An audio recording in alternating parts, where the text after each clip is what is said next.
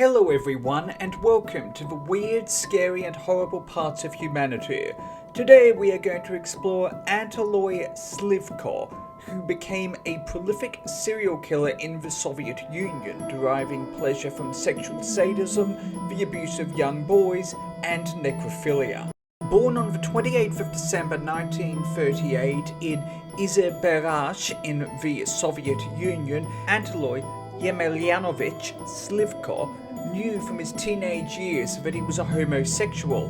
However, homosexuality was deeply taboo in the USSR. A poll conducted in 1989, 2 years before the disillusionment of the Soviet Union, showed that homosexuals were seen as the most hated group in the Soviet Union, and it was only in the early 1970s that imprisonment for male same-sex intercourse was dropped and government censorship of homosexuality significantly lessened. As a closeted homosexual, Slivko moved to Stavropol, where he married and had 2 children. Throughout his marriage, he gave little attention to his wife and never felt sexual arousal or happiness in his marriage. A respected member of society, Slivko was a member of the Communist Party and engaged in amateur photography, as well as filmmaking, focusing on amateur documentaries about the German atrocities in the Soviet Union during the Second World War. He received the Honored Teacher of the School of the RSFSR Medal in 1977, was a deputy on the Nevinomysk City Council, and had a USSR Master of Sports awarded to athletes of the USSR in walking tours. In 1961, at the age of 23, Slivko witnessed a traffic accident in which a drunken motorcyclist swerved into a group of pedestrians, fatally injuring a boy in his early teens who was wearing a Young Pioneers uniform. The Young Pioneers was a mass youth organization of the Soviet Union similar to the Scouts for children aged between 9 and 15, which existed between 1922 and the dissolution of the Soviet Union in 1991. The boy experienced convulsions in his death with a smell of gasoline and fire in the air, which led Slivko to experience sexual arousement. In 1963, Slivko began running a children's club as a pioneer leader in youth pioneer camps, which he used to relive his fantasy from the death of a young pioneer's boy. Once or twice a year, he would foster a friendship with young boys aged between 12 and 15, who were short and from broken households, with Slivko giving them foreign currency, a rarity in the Soviet Union, as well as food and clothes. Slivko was able to manipulate their vulnerability and to tell them of an experiment which involved a controlled hanging to stretch the spine, thereby making them taller, with Slivko to reawake them from their unconsciousness. Prior to making each boy undertake this experiment, Slivko purchased a new uniform for the victim and shined their shoes, as well as preventing the boy from eating for several hours beforehand to prevent any vomiting. Once the boy was unconscious, Slivko would strip the boy naked, molest him, and take several films and photographs, arranging the boy in a suggestive manner while repeatedly masturbating.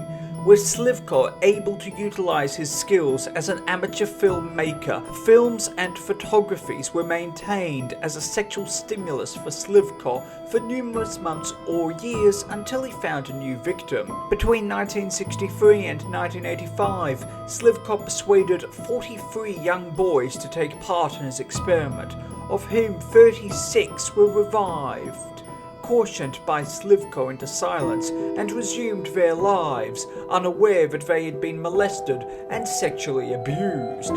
However, 7 boys would become murder victims, with Slivko becoming more violent and utilizing a modus operandi of committing necrophilia, dismembering their corpses, pouring gasoline on the limbs and torso before setting them alight to remind himself of the sexual arousement of what happened to the young pioneers boy in the motorcycle accident in 1963.